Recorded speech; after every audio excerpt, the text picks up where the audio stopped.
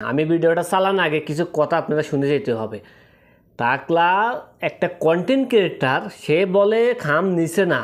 টাকলা যখন খারাপ বাজে ব্যবহার যখন করছে, হুমকি দুমকি দিছে, তখন একটা কন্টেন্ট ক্রিয়েটার কইছে ঠিক আছে আমি নিছি। তাইলে আপনি জোর করে তার মুখ দিয়ে স্বীকার করেছেন সে খাম নিছে, পরবর্তীতে টাকলা এটা প্রচার করার জন্য কি পলিটিক্স চিন্তা করছেন তার। মেগা স্টার সাকিবের সিনেমাতে কি কাউকে টাকা দেওয়া লাগে? 140টা হলের ভিতরে 130টা হল সাকিব নিয়ে গেছে, আর মাত্র 10টা হল।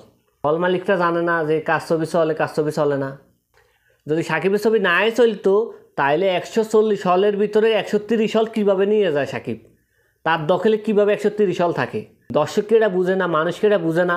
টাকলার কিন্তু ডেড স্পেয়ার হয়ে আইছে, যে কোনো মট্ট পরিচিত হয়। এসব ধরনের সমালোচনা করে গুজব উড়ে মানুষের নামে, এগুলো কোনো যুক্তির আয়তে পড়ে না। যারা চলচ্চিত্র এখন দায়িত্বে আছে, নিশা সওদাগর, ডিপজল, তারা তো এটা নিয়ে প্রতিবাদ করে না। যে বারবারে যে মানুষের নামে মিথ্যা গুজব মানুষের সমালোচনা করে, এটা নিয়ে তো তারা কোনো পদক্ষেপ নিতেছে না। মিথ্যা কথার একটা লিমিট আছে, আর মুখে জোর থাকলে শুধু সব কিছু হয় না। আমি মনে করি সাকিব খান প্রতিবাদ না করাতে এটা মাথার উপরে উঠে গেছে। টাকলা কিন্তু সাকিব রিলেটেড ছবি বলেন যে কোনো বিষয় নিয়ে যে সমালোচনা করে, এমন সমালোচনা করে এটা কোনো যুক্তির দায়িত্বে পড়ে না। আমি মনে করি সাকিব খান তার ভিডিওগুলো কালেক্ট করি এমন একটা মামলা দেন দরকার, যেন সারা জীবন তে জেলের ভাত খায়। এইভাবে যদি চুপচাপ পড়ে থাকে তাইলে তে মাথার উপরে উঠে যেতেছে দিনকে দিন সে এমনভাবে সমালোচনা করতেছে যেটা শুনলে মাথায় রক্ত উঠে যায়। আমি বুঝি না, এত সাকিবিয়ান থাকতে তে যখন হলে যায় তখন বুঝি আপনারা হাত পা ভাঙে দিয়ে তারা হসপিটালে ফাটাইতে পারেন না। এত সাকিবিয়ান থাকার পরও আমি মনে করি এটা নিয়ে বড় পদক্ষেপ নেওয়া দরকার। সুপারস্টার আপনাদের সম্পদ, যদি আপনাদের সম্পদকে যদি আপনারা সম্মান না দিতে পারেন তো এটা তো আপনাদের ব্যর্থ। যে চলচ্চিত্র বহুত আগে ডুবে যাওয়ার কথা, সেই চলচ্চিত্র সাকিব থাকাতে এখন পর্যন্ত আছে।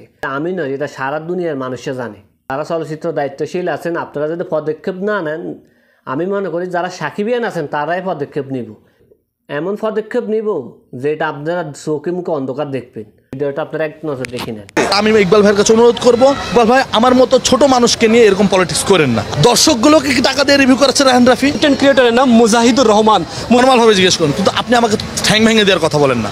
প্রযোজক সমিতি তো টর্চাল সেল হয়ে যায় নাই, তাই কিনা? আপনি আমার ফোন নিয়ে, ব্যক্তিগত ফোন নিয়ে আছাড় দিতে পারেন না। তখন আমি রাগ ক্ষোভে বলছি যে ঠিক আছে আমি আলফারা বেসে গেছে, আমি খামানছি, আপনার কোনো সমস্যা আছে? আমার এটা ব্যক্তিগত বিষয়, আপনি তো ব্যক্তিগত বিষয়ে কথা বলতে পারেন না। আমার কোরআন শরীফ মাথায় দিয়ে বুঝাইতে যে কয় টাকা পাইছে। মানুষ মানুষ হয়, আর আপনারা হচ্ছেন অমানুষ। আমরা যারা সাকিবিয়ান আছি আমরা এটা হাস্যকর মনে করতে করতে আর সে মাথার উপর উঠে গেছে। এখন মেগা স্টার চুপচাপ থাকে, এটা আমি মনে করি ঠিক না। যেভাবে হোক এটা নিয়ে পদক্ষেপ নেওয়া দরকার। এখন 2-1টা লোক পুরো জায়গাটা নষ্ট করে দিতে আছে। এই 2-1টা লোকের কারণে যে চলচ্চিত্র ক্ষতির মুখে দাঁড়াইতে আছে, এটা কি ভাবতে আছে তারা? তো আশা করি সবাই অনেক অনেক ভালো থাকবেন, সত্য সন্তানের ভাষায় থাকবেন। আপনাদের মতামত কমেন্টে জানিয়ে দিবেন। তো চ্যানেলটা সাবস্ক্রাইব করে নেবেন। সবাইকে আসসালামু আলাইকুম।